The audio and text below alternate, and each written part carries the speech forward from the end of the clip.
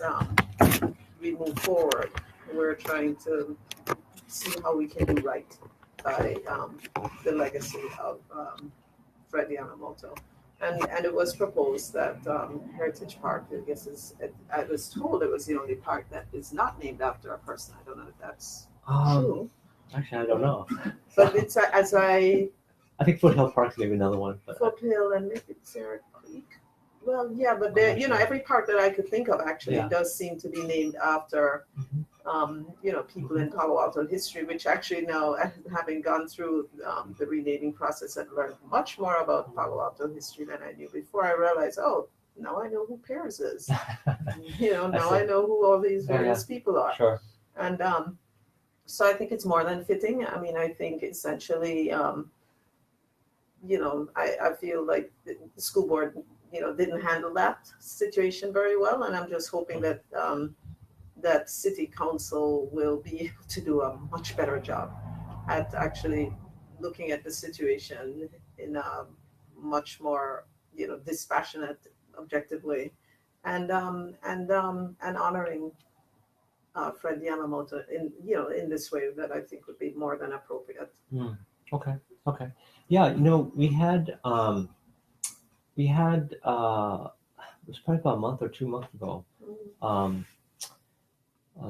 Stephen Lee and also I think Sarah Armstrong. Who was also on the committee. Yeah.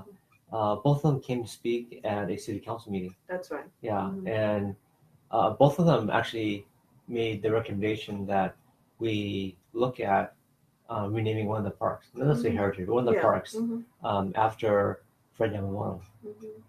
And I don't know if you heard about it, but I just knew that I haven't heard details. Yeah, so both of them spoke about it, and then at the end of the council meeting, it was kind of like open comment, and both Corey Wolbach and myself, so Corey's another council member, spoke in favor of doing a colleagues memo on this. Okay. So the way things happen on council is either the mayor or city manager puts something onto the agenda, or we get a colleagues memo. That means that we have a certain number of council members who voice interest on a topic, and then the mayor would then agendize it. Okay, so that's kind of basic procedure. Right. So there are at least 2 council members who've expressed interest in this topic, and so.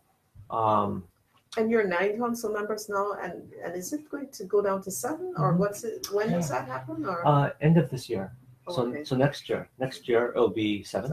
Okay. Yeah, but right now, even if this went on through the agenda, you would still need 3 other council members to be in favor of it. Right. Now there might be, because maybe other people are in support and they may not have said anything, right? Or they may be opposed. I don't know, right?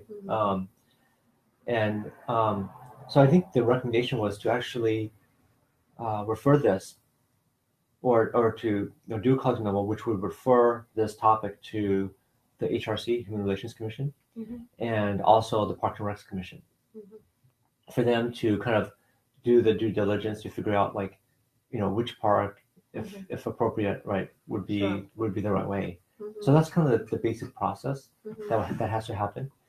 Now, we have something called a Brown Act, right, which you probably know about, which means that we're not allowed to make decisions. It's what they call sunshine laws, right? Basically, they don't want someone coming into us, and this is why we do this as well, is because we're trying to be as transparent as possible, right? Basically, we're not supposed to be colluding together ahead of meetings to make decisions out of the view of the public. That's essentially what it's trying to do. Right. So it's hard for me to necessarily go lobby my fellow council members, even though maybe I support this. But I can't go. It's hard for me to go lobby my fellow council members. Yeah. Right? Okay. Yeah. So, but there has to be at least 3 more people to sign on to the colleagues memo. Not necessarily sign on. But it's, let's say we actually get this onto council, right? But if there aren't another 3 people who support it, we will get it on the agenda, but it will lose. Right. So what has to happen is um, there has to be enough um, enough other council members need to hear enough of the community desire for this All right. in order for and I can't direct it myself, right? Because Sure. otherwise Yeah. you get like this chain reaction, which is also a violation of the Brown Act. Sure. Yeah. And so there has to be enough of a groundswell, right? Organic growth. Yeah. Okay. That other council members hear this, and they so that when this does come to council, there's enough like political support for it. And it's hard, and for us it's hard to know because we're not supposed to Yeah. like So collude ahead of time. Sorry, Sure. Pardon me, you have 5 minutes left. Okay. yeah, and so right now, you and Corey wanted to do a colleagues letter. Is We're that- the only ones who express who interest. interest in doing that. Yeah, Okay, so yeah. that's where it is now. Yeah. So And so that's although here's the other thing, we're not supposed to make decisions before we actually hear all the facts. Sometimes things are quasi judicial. sure. And so we're not supposed to like have made up our minds before the meeting. Mhm. But you confirm, well, both these guys said that they'll be interested in having You can, you could say that you want to do something to explore the possibility. exactly. Right. But then, all right, so without violating the Browns Act, what does, in council meeting does, if you say, I'm still interested in doing this, then do you have to sort of hear, or would you hear from like 2 or 3 other people to say, oh, yeah, I too am interested, and then you would, in open council meeting, then you would get a sense, or you would know then Yeah. So all that this you have. all decisions have to be done in the public. Mhm. So, so basically, what happened is, let's say a colleague's memo did come forth, right? Mhm. And of course, we would want it to come forth at a time when we thought that Mhm. there's enough Right. political support. Right. Otherwise, we were just doing it for the sake of doing it, right? Mhm. And then what would happen is there'd be basically a vote, right? There'd be a vote of should we refer this to the Parks and Recs and HRC or not? And hopefully by that time there's enough other council members, right? Because I don't talk to necessarily other council members about this. There would be enough political support that they would say, yeah, we support this vote, right? And Right. because if there isn't, it will lose. Yeah, because I guess I wasn't sure which came first, the chicken or the egg. Well, no, so the calling memo is what initiates the meeting. Yeah. But generally, what happens though is that there's also been enough public Mhm. input. Okay, Right.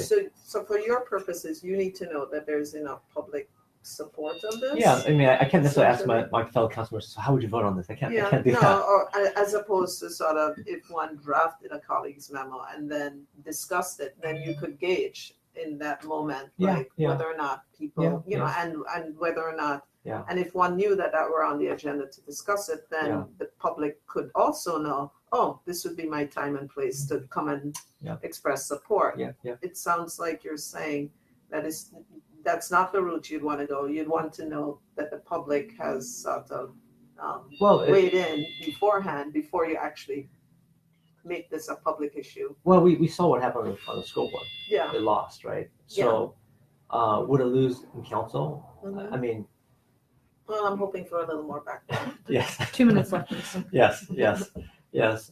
And so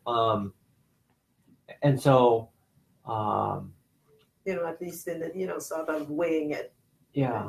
or evaluating it and, Yeah. and evaluating it again dispassionately or objectively. I think that you can always hope for that, but I think it's not bad to also have some. No, yeah. okay. I'm just trying to gauge, where to from here. As a, because I guess I don't know exactly how council works. Yeah, so, that's kind of how it works, right? So Okay. I mean, now of course, every council member they could get, a bunch of people saying don't do this and still do it, and vice versa, right? Sure.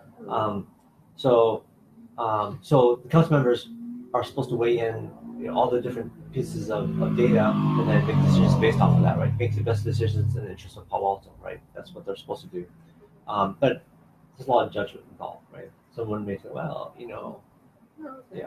So, anyways, I think that it's great that that you did your work on the school renaming committee. I thought that was great. I thought it's great that also you are trying to move this along. I think that's great. And I'm just also would love to see some more public Alright. input into this, right? Okay, so then I get what you're looking for then. Yeah. All right. Yeah, and so and we just need 2 council members to support a colleague's memo, and so there's already 2 already. Right. So you'd like another couple. it would be great, right? Sure. No, Well, I mean, otherwise, otherwise you get what happened on the school board. right. I didn't follow that closely, by the way. So what was the final vote that happened? They unanimously supported the 2 names that got nominated, okay. but in the process of doing that, essentially, one, Ken Darber, I think, nominated Fred Yamamoto at one point. Essentially, they sort of nominated 2 people and then took a vote.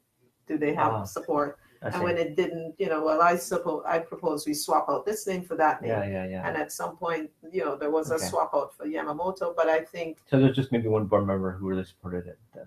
Well, there were, and then it got a second. Okay. But maybe 2 then. the part that was unfortunate is that, given all that had happened, it sort of just sort of went by, there was no discussion of the elephant in the room, if you would. Yeah. And that's the part that so I don't think it was treated in the way it should have been, given the obvious merits of the case and given all the, all the discussion, the campaign against it. Yeah. And just to let you know also, I'm 4th generation Japanese American, right? So my great grandfather came with her from Hiroshima, 1880, and then my dad's dad, my grandfather, died of tuberculosis in camps. So he never made it out of the internment camps. And my dad and his brother, my uncle, just because there's incredible anti-Japanese sentiment after the war, my dad and his brother volunteered for the armed services just because they're trying to prove themselves as good Americans, right?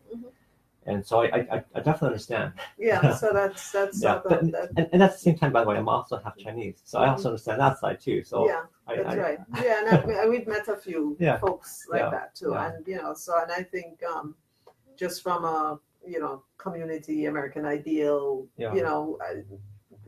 we want to be able to move forward so that folks like Fred Yamamoto don't suffer from historical backlash in the way that he did, because it's not in keeping with core values. And Yamamoto is, I think, the 4th most common. Yeah, I looked it up. It said 7th. Apologies, Mr. Tanaka, but it's time to wrap it up. But Tanaka is number 1. It's actually the most common. Oh boy. Yeah. Okay. Cool. Anyway, thank you. Appreciate it. Thank you so much.